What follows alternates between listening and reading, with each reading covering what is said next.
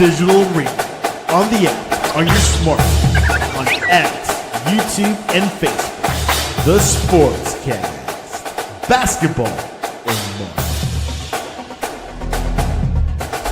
The update presented by the Sportscast.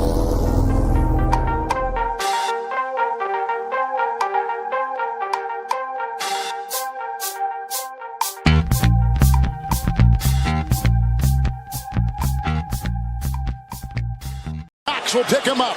Williams corkscrews up, off, and down! It's a 2-point lead. Final seconds. Wagner with it. Driving on Hawkins. Firing off. Texas Tech has won!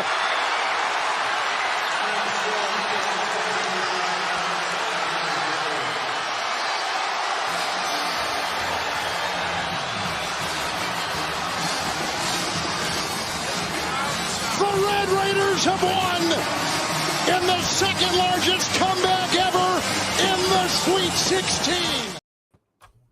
Texas Tech defeating Arkansas in overtime. Welcome to the Sportscast, March 28th, 2025.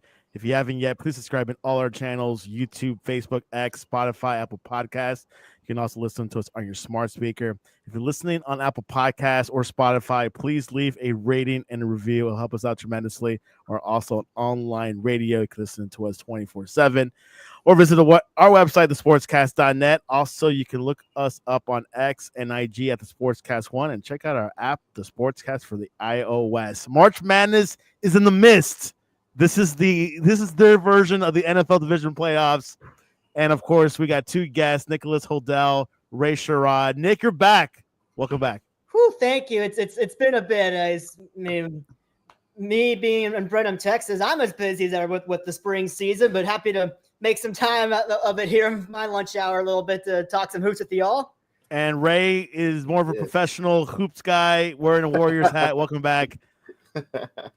Hey, thanks for having me back, man. Come on, Arkansas, the Red Raiders. What? Before we start, I want to play tribute. This week, I really want to play tribute to George Foreman, who just died this past weekend.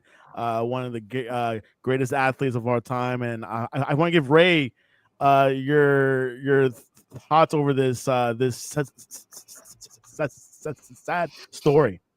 Well, first of all, most of you youngsters out there probably know George Foreman for the Foreman Grill. No. He was known for the Rumble in the Jungle with Muhammad Ali. He was an Olympic boxer. He was probably one of the all-time great American boxers, and he is truly going to be missed. All his sons were all named after him too. I didn't know that. Wow. Yes. George 1, George 2, George 3, George 4, George 5. And but great boxer. He even came out of retirement and to do some more boxing. And just sad, really sad. We're missing an icon, a great one. And my condolences out to his family and friends and to the boxing community. Yeah, George Foreman, he had that retirement, Ray. He retired at 1977. He came back at 38 years old. 38. What athlete today comes back at 38? I know Michael Jordan did it with the Wizards, but then he came back strong and won. Nick, you have any recollection of Mr. George Foreman?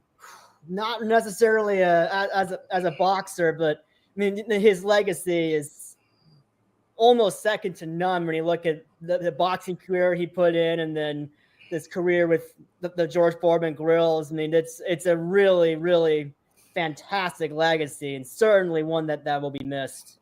Definitely the grill and his entrepreneurship, not just in the sport, but also in the sports world. Also was a preacher too. He had Yes, he was. Yes, he did. So, March Madness, as you saw in the clip, once the show started, Texas Tech came back from behind against Arkansas, and they beat Texas Tech beat Arkansas. Which, by the way, one of our former Sportscast contributors, Jordan Vargas, I think Ray might know him, was on the Sportscast a couple of years ago. He's now in staff with Texas Tech. I don't know if he was the one to help Texas Tech win last night, but he's there. I congratulate him on Instagram. Say thanks, Part man. of the team. Part of the team. Part of the team. I mean, I coached him for this situation, but Nick, your thoughts over this matchup? Was this a upset for you? Were you surprised this happened? I mean, with the way Arkansas had established dominance, you go into that thinking, oh boy, here we go. Another SEC team's going to find a way.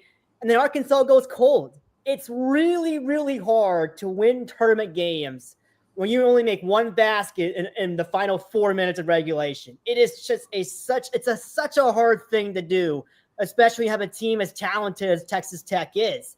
And Arkansas, they fell victim to that. They essentially choked away their chance to be in the Elite Eight.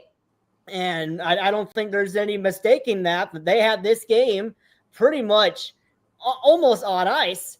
And then they just go cold at the worst possible time. And it's one of those things, too, that for the type of talent that Arkansas has, one of the things you really hate to see, but also at some point is inexcusable. It's really hard to get a 30-point performance out of a guy like Jonell Davis and a 20-point performance from Carter Knox and then still find a way to lose. Just a really unfortunate set of circumstances there if you are Arkansas.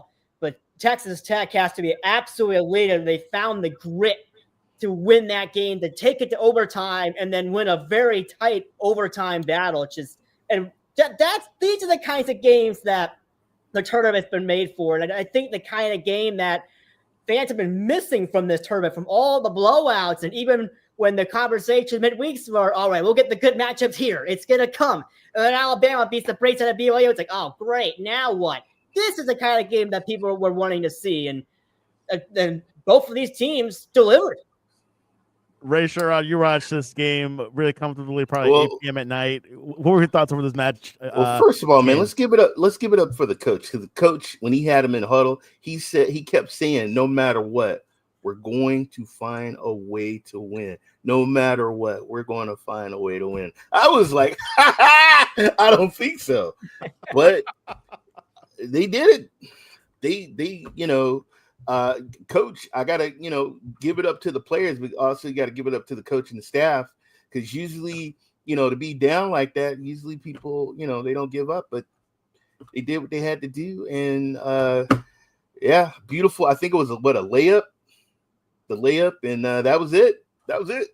Hey, sometimes it takes a layup, not a 3-point shot like the Warriors do. This is an upset. I'm gonna keep it real. I thought Arkansas, was going to beat the Texas Tech. Man, this is an upset, but this is what I love. And guys, this is the first overtime in March Madness too. I couldn't believe it. That up, first time. And what year is this? 2025? How long has this tournament been around, Nick? Well, it's the first overtime of this year's tournament. Yeah. Oh, this year. Oh, I thought of all time. In this tournament. Yeah. No. There's been lots and lots and lots of overtime. No, in this tournament right here. So, and it was a special, and that's what you like. It's sometimes a lower seed somehow finds a way to beat the top seed. Yeah, you find a way to win. Just like Ray said, that coach believed. He got it done, got the boys going, get them motivated. It's the hearts of those players. Just to hash it down, Tyrion Williams scored the tie-breaking basket with 7.3 seconds left in overtime after tying the game with a 3-pointer in the closing seconds of the regulation. Texas Tech advances to the play top-seeded Florida in West Region Final on Saturday with a chance at the school's second Final Four trip. Second, after losing the title game to Virginia in 2019, a couple of years ago. But we'll get into the predictions a little bit later on Florida and Texas Tech.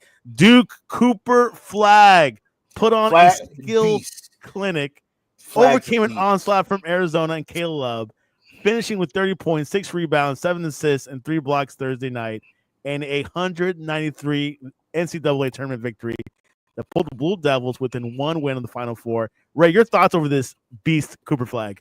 Well, I'm going to show some love because he did score 35 points. But I'm sorry, dude. Flag is the man. He's a beast. That's what 30 points. Oh, I got Duke. Come on, man. I got Duke going all the way. Nick, your thoughts over this matchup? Obviously, they're the favorites. Arizona was a good squad. You're familiar with that team, I'm sure. Your thoughts over this matchup? Yeah, I mean, Cooper, this is what stars do. They come out and they lift their team to wins. And for Cooper Flack to put up 30 points and a decent free throw clip of 9 of 19. You get the 7 assists, 6 rebounds to go along with it, and those 3 blocks as well. That's what stars are supposed to do during this time. They're supposed to stand out and make that name for themselves. And non-Kupel as well with 20 points as well. Certainly can't discount that. Or Sion James is 16 points, especially when both of these teams shot the ball pretty dang well. I mean, in a normal game for Arizona, getting 35 points from Caleb Love and 45% shooting from the team and 46% from 3, that's normally good enough.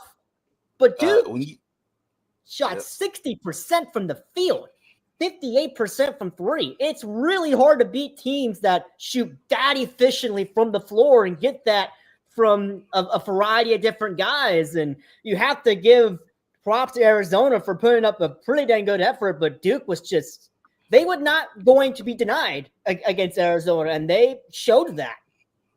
When Flag is shooting off the logo, the center logo, it's done. It's a wrap. That's not a good sign. It's done. When he's off the logo, it's over. It's over. Cooper Flag, who just had an ankle injury, like a week ago? Yeah, in the ACC tournament. Yeah. I guess that it's not showing. He's definitely healed up from that. Nah, that was I don't think that was a bad ankle issue.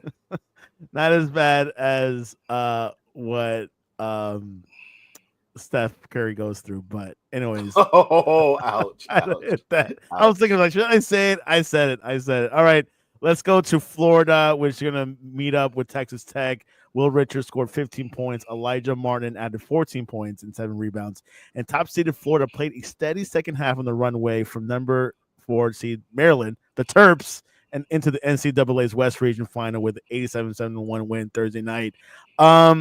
Nick, this Florida team is doing well. Your thoughts over this matchup versus Maryland? Yeah, this is the reason why I pegged Florida to start this whole thing to win the national championship. I really thought Florida was as hot as anyone in the country entering this thing. And when you look at the depth that they're getting to, the lowest scoring starter had 6 points. You got 4+ of them in double digits. Another guy off the bench, 2 of them off the bench actually with 10+ each. It's the depth of this Florida team and just how well they're playing that is, to me, the separator and just how well this Florida team is performing. 50% from the field certainly helps. 39% from 3 certainly helps. And their free throw clips, not too bad at 16-21. They're getting the job done. And you listen to the rebound margin of +22. That's going to win some ball games come March. And it certainly did them a whole lot of favors. Helped them out too, get 16 assists. They're sharing the ball really well. And despite losing the turnover battle, they're doing the other things really well to put themselves in a really good spot to not just go to San Antonio, but potentially win the national championship. Yeah, quite something. Ray, where do you have Florida in your bracket? I think I had Florida doing some damage. I got Florida, going through, but I got to give it up for Maryland. Maryland, that last game when they did that, the buzzer beater, and they haven't been there in a long time. So for them to get where they're at, kudos to Maryland. I used to live in Maryland, but Florida, I agree. Florida is a hot team, man. Florida's a hot team. Yeah, Florida's hot. Yeah, Nick hasn't a win. It is best. Yeah, Gators are hot, man. Yeah, I didn't think I was hoping Maryland do a little something, but I didn't think they have a chance against the Gators. Which how's your bracket doing, Nick? It hasn't been all that great, but I know at the back end of it, it's still in a pretty solid spot. But just mainly just all of the teams that I thought were going to try and cause some chaos didn't produce. It was just kind of one of those years where you try to pick out the teams you think might do a little bit of damage, and it ends up being a chalk-heavy first round. But just one of those things. I mean, Florida's still in there, so really that my line of thinking right now, that's kind of as long as they're still doing their thing. Well, that's okay. I think I'm in the same boat. I'm right now probably about 33-40% correct on my bracket. And once again, I got Purdue, I got Duke, teams like that helping me, get me those points on my bracket. Yeah, and something that we got to bring this up. Maybe you guys have some opinion on this. Is the NIL is definitely exposing these Cinderella teams not to go deep. Now you're seeing like the top teams with the top rosters. What are your thoughts over that? Is that something that you guys are seeing when everyone's kind of buzzing about? I think it's a double-edged sword. You are getting a little bit of that happening where the mid-majors are becoming essentially a pipeline, essentially depending on the league, whether you're a AAA or you're a single A, compared to the baseball farm system, you are seeing that. I also believe that there is a real issue with the selection process and how these mid-majors are being judged compared to the power conferences. Over the last 10 years, the standard for mid-major to get an at-large bid is continuing to grow and continuing to grow, to where if you don't hit essentially 30-3, you're not going to get in, which is ridiculous to say. I mean, me personally, a team like North Carolina, I know they won their first 4 games, but for them, like all the other metrics, had North Carolina really, really well. There is no denying how well the metrics picked North Carolina and put them in a real good spot compared to the rest of the bubble.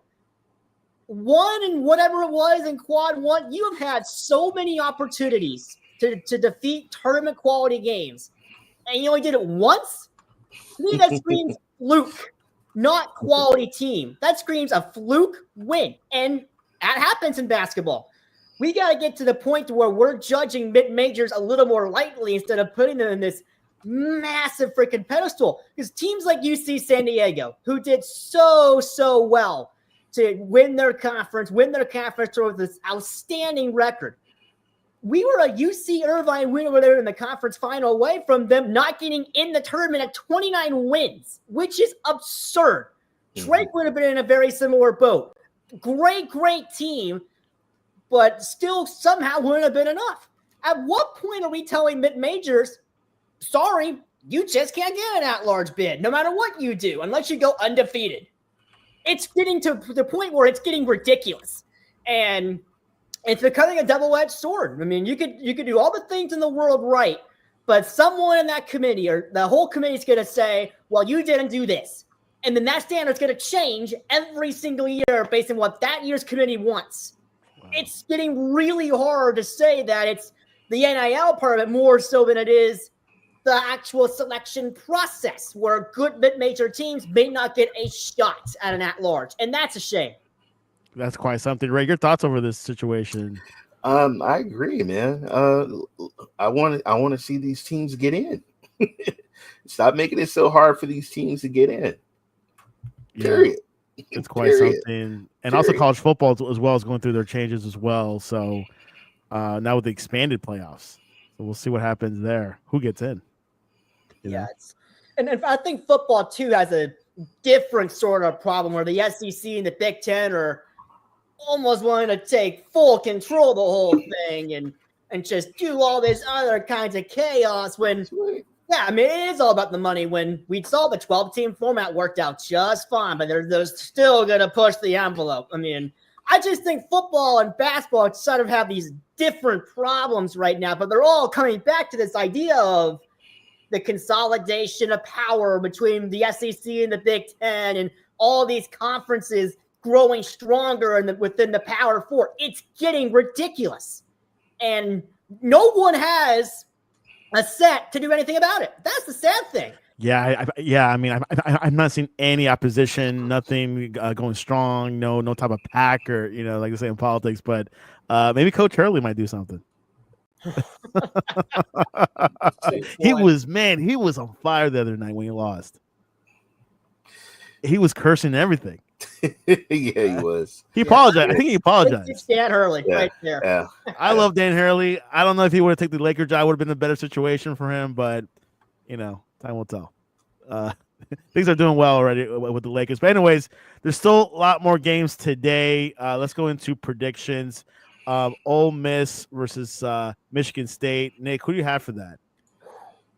This is a really, really hard one for me to call because Michigan State's been doing all the right things and Tom Izzo has that group really, really going. And I am going to pick Michigan State in a one-possession ball game, but just with the way that the SEC has been able to handle business, with the exception of Arkansas blowing that game against Texas Tech last night, it just really feels like this is the year for the SEC to make history and to potentially get all 4 slots in the Final Four.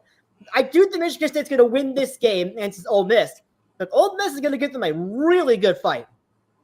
Yeah, quite something. Ray, any surprise here? Ole Miss versus Michigan State? Nah, dude, come on, man. I got the Spartans. Come on, man. I'm gonna keep it real. I think Ole Miss is gonna hang in there with them. Yeah, but I think second quarter come around, done. Spartans gonna blow them out. Let's go to the other side. They will face the winner between number 5 Michigan versus number 1 Auburn. Ray, we'll stick with you. Who do you have there? Man, I'm gonna go with the Wolves, man. I'm gonna go with the Wolves. I think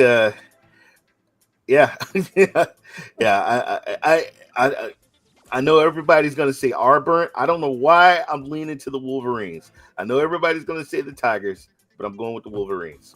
Nick, who do you have? Do you have the Wolverines? Or no, do you have I'm taking Auburn here for this one. Yeah. And Auburn heading into this tournament had some vulnerabilities with the late season stretch that they were falling into with some of the struggles and not being able to win the SEC tournament. And the stretch they had in the regular season was just not all that great.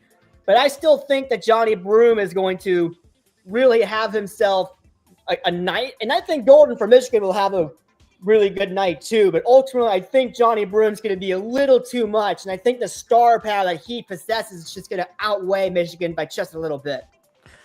14 SEC teams in the tournament, by the way. I believe that was a record.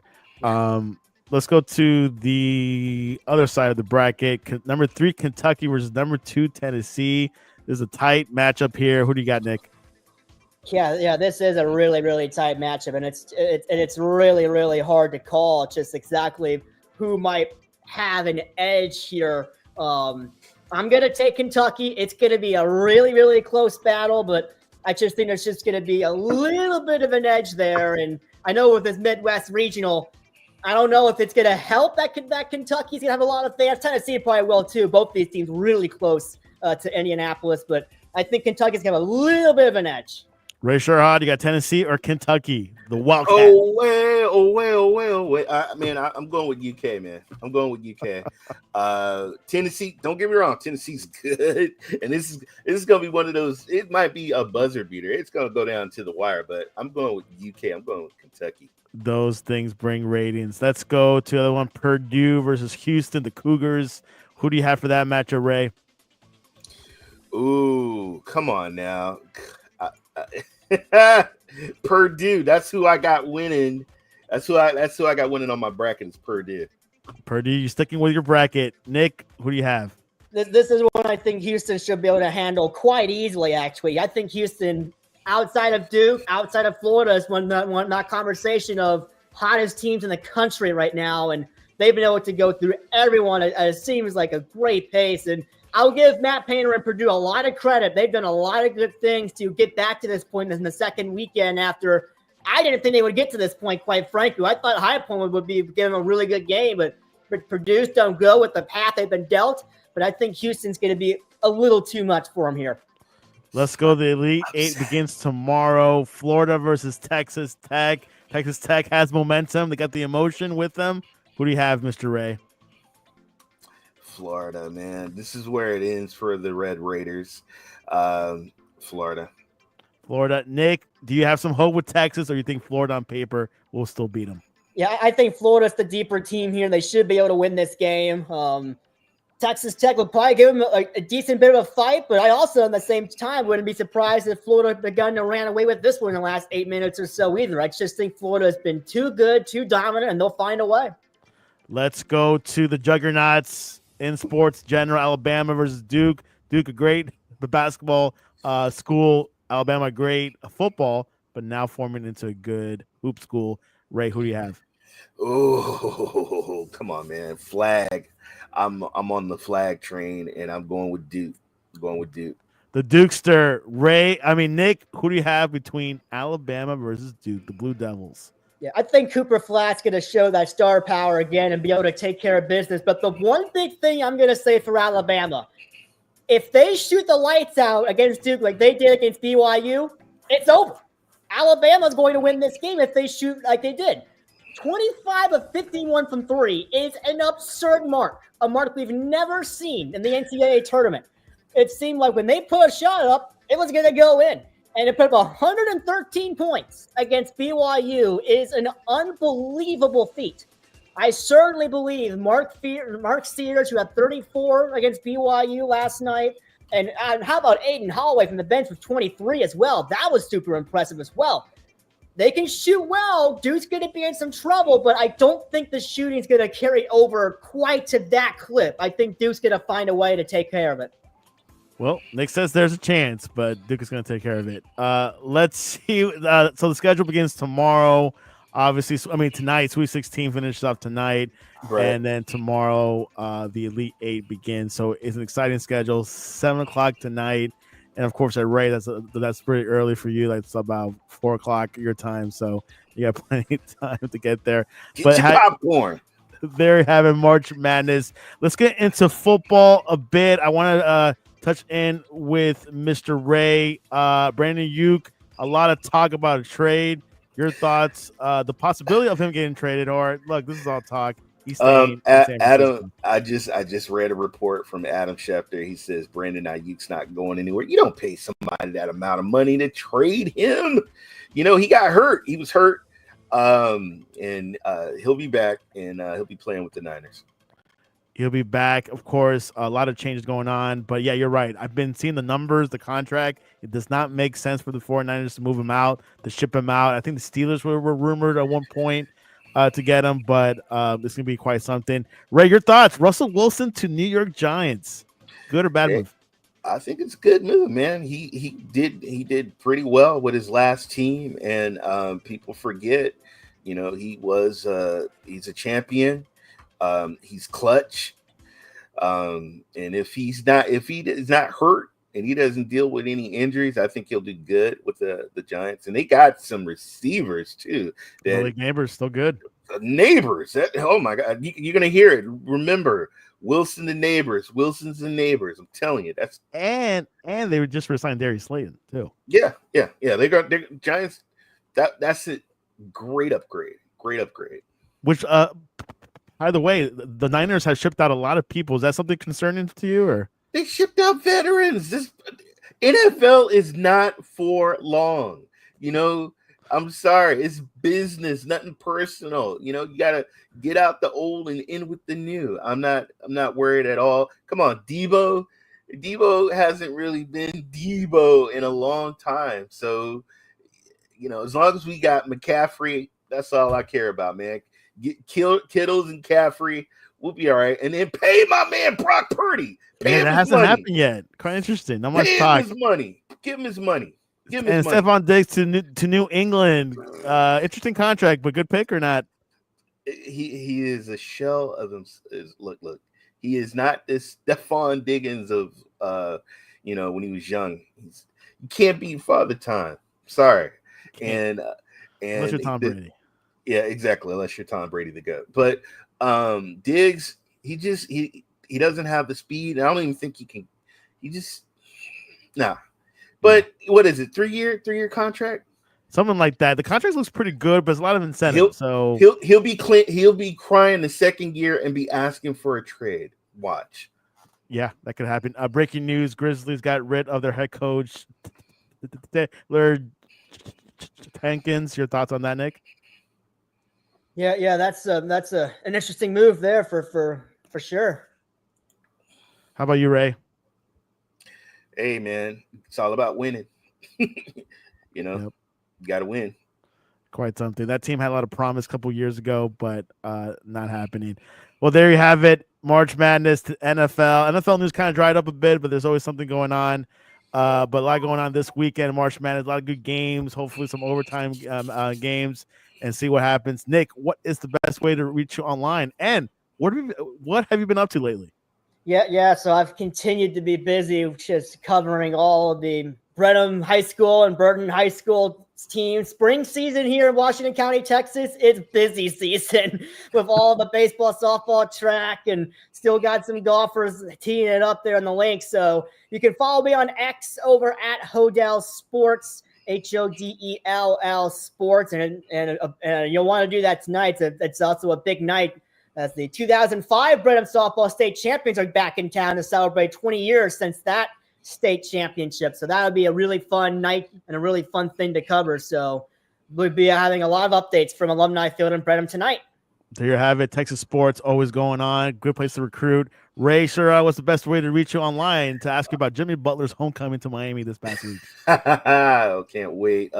Shout out to my Warriors. I'm Ray3473, also the gaming cyborg. I do game streaming.